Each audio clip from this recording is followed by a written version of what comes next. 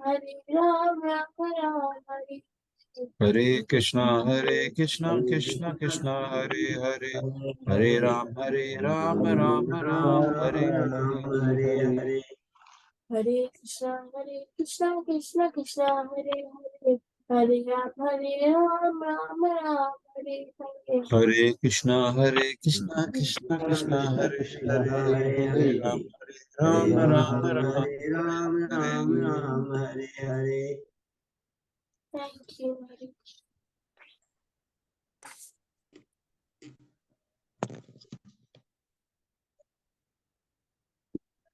चलिए, good morning. Hare Krishna. Hare Krishna. कल हमने 23rd तक किया था, आज देखते हैं या तो खत्म ही कर देते हैं। चलिए 24th से शुरू करते हैं। 24th please. Good morning. Hare Krishna. आवाज आ रहा है ना? जी एबल टू हियर? जी जी। Okay okay yeah. So 24th। तस्मा तस्मादो मित्युदा हृत्या यज्ञदान तपः क्रियाः प्रवर्तन्ते विधानोक्ताः सततं ब्रह्मवादिनाम्। जी थैंक यू। 23rd वर्ष में जो है भगवान ने बोल रहे हैं कि ओम तत्सत। ओम तत्सत जो मंत्र का पाठ है, इसको जो है हर जगह यूज करा जाता है भगवान को, भगवान की स्तुति करने के लिए, जिसमें ओम जो है भगवान का सूचक है, परम परम का सूचक है। तत् मतलब वही, और शाश्वत मतलब कि भगवान ही शाश्वत हैं या नित्य हैं, या कुछ भी कह दीजिए, परम है या परम ब्रह्म है या सत्य है। तो अब आगे बोल रहे हैं कि जो है अ, अतएव योगी जन ब्रह्म की प्राप्ति के लिए शास्त्रीय विधि के अनुसार यज्ञ, दान और तप की समस्त क्रियाओं का शुभारंभ सदैव ओम से करते हैं। तो जो भी भगवान की स्तुति करते हैं, जो भी योगी जन है या जो जो साधु हैं या जो भी ऐसे जीव हैं जो भगवान की स्तुति करते हैं, हम लोग या हम लोग भी हैं, तो हर समय हम जब भी कभी भी शुरुआत होती है तो ज्यादातर ओम से शुरू होती है। कोई भी चीज करते हैं तो उसका जो शुरुआत है वो ओम से होती है। ज्यादातर मंत्र जो है ओम से शुरू होते हैं, या किसी भी मंत्र का नीचे देखिए बताया, ओम तद विष्णु परम पदम। नीचे ऋग्वेद का एक वर्ष है या पार्ट है, उसमें लिखा है विष्णु के चरण कमल परम भक्ति के आश्रय हैं। हालांकि विष्णु के बारे में बोला जा रहा है, मगर हर जगह जो है ओम से शुरुआत होती है। तो ये भगवान ने बोला है।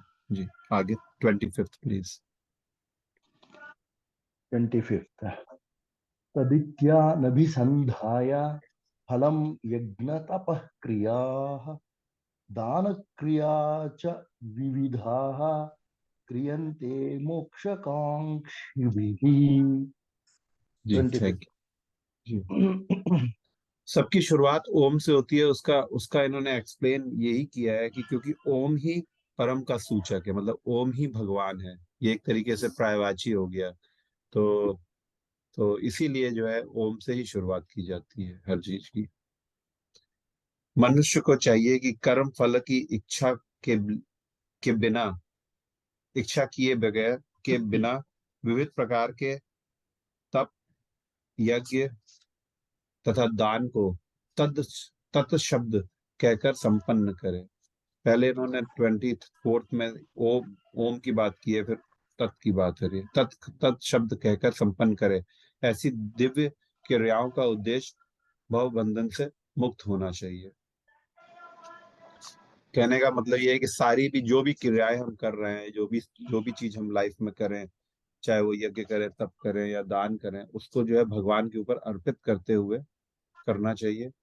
और इससे जो है हमें कोई भी जो है लाभ लेने की या इसका फल की इच्छा नहीं करनी चाहिए।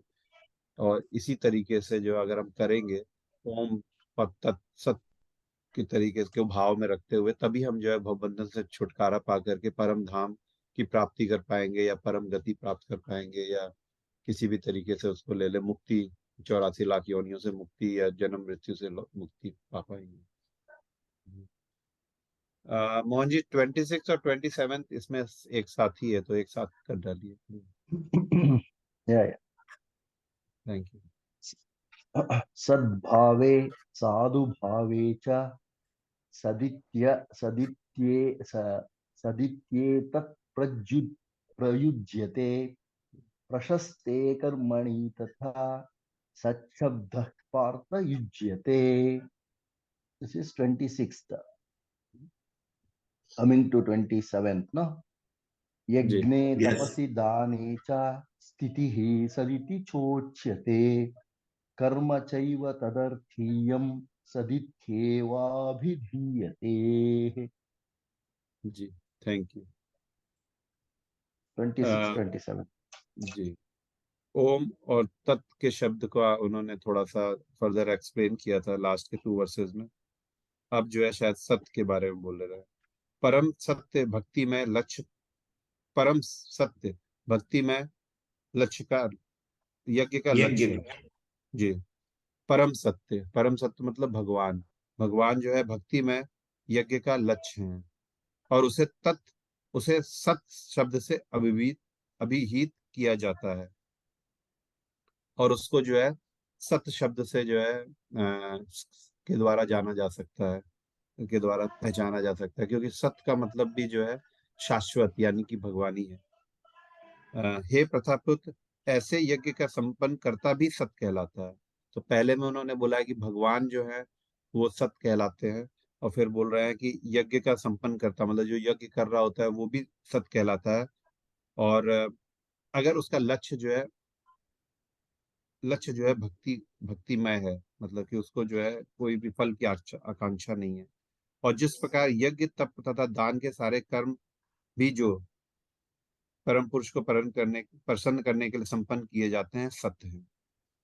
तो परम सत्य मतलब भगवान सत्य है, जो यज्ञ कर रहा होता है इस प्रकार से वो भी सत्य है, और जो यज्ञ हो रहा होता है वो भी सत्य है। मतलब ये वैसे तो देखा जाए तो लिटरल मीनिंग तो शाश्वत है, मगर इन सब में भगवान का भी नाम है। नीचे उन्होंने एक लाइन एक्सप्लेन की है, एक लाइन इसी प्रकार सभी प्रकार के यज्ञ करते समय ओम तत्सत या ब्रह्म का ही चरम लक्ष्य होता है।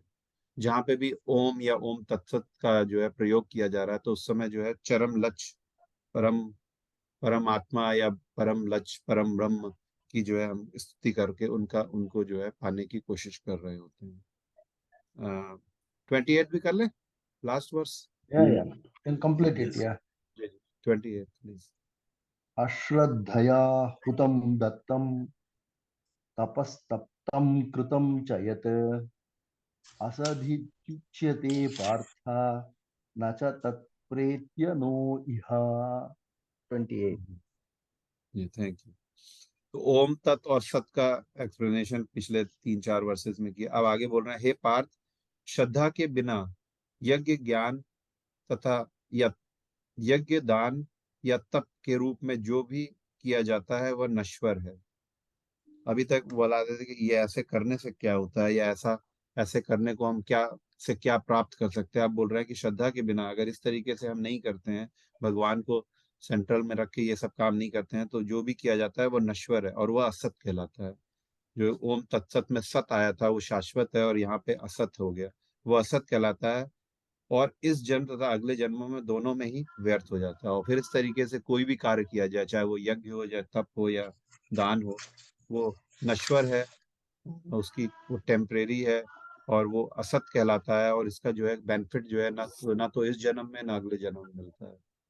कभी कभी कहते हैं ना कि हमने इतना कुछ किया और इसका कुछ बेनिफिट नहीं मिला, हमने इतनी पूजा पाठ की, कुछ लोग कहते हैं, या हम भी कहते हैं कि हमने तो इतना कुछ किया नहीं मिला, तो उसका उसका उसका कभी कभी बेनिफिट अगले जन्म में मिलता है, इस जन्म में नहीं मिलता। मगर अगर हमने जो है श्रद्धा नहीं है और हमने उसके फल की आकांक्षा रखी हुई है, तो फिर वो जो है नश्वर की तरीके से असत हो जाएगा और फिर जो है उसका बेनिफिट हमको इस जन्म में भी नहीं और अगले जन्म में भी नहीं मिलेगा। तो नीचे उन्होंने बोला है कि यज्ञ हो, दान हो, चाहे तप हो, अगर हमारा लक्ष्य जो है आध्यात्मिक नहीं है, भौतिक भौतिक लक्ष्य है, चाहे वो भौतिक फल की इच्छा है, चाहे वो कोई और भौतिक रिटर्न की इच्छा, सम्मान की, या किसी, तब तक जो है उसका, तब तक ऐसा जो कार्य होता है वो कुत्सित है, मतलब असत है, और उसका कुछ बेनिफिट नहीं है। वैदिक आदेशों के पालन का चरम लक्ष्य भगवान कृष्ण ही है। इस सिद्धांत का पालन किए बिना कोई भी सफल नहीं हो सकता। इसलिए सर्वश्रेष्ठ मार्ग यही है कि सर्वश्रेष्ठ मार्ग यही है कि मनुष्य प्रारंभ से ही प्रामाणिक गुरु के मार्गदर्शन में ऐसी कृष्ण भावनामृत में कार्य करे, सभी प्रकार से सफल होने का यही मार्ग है। ठीक है, Shall I complete? जी जी प्लीज। इति श्रीमद्भगवद्गीतासु उपनिषत्सु ब्रह्मविद्यायां योगशास्त्रे श्रीकृष्णार्जुनसंवादे श्रद्धात्रय विभागो योगो नाम सप्तदशाध्यायः संपूर्णं। श्रीकृष्णार्पणमस्तु। हरे कृष्णा। जी थैंक यू। मोहन जी, ये जो आप लास्ट में बोलते हैं इसको, इसका टेक्स्ट शेयर कर दीजिएगा ना एक बार ग्रुप में। ठीक ओके। है।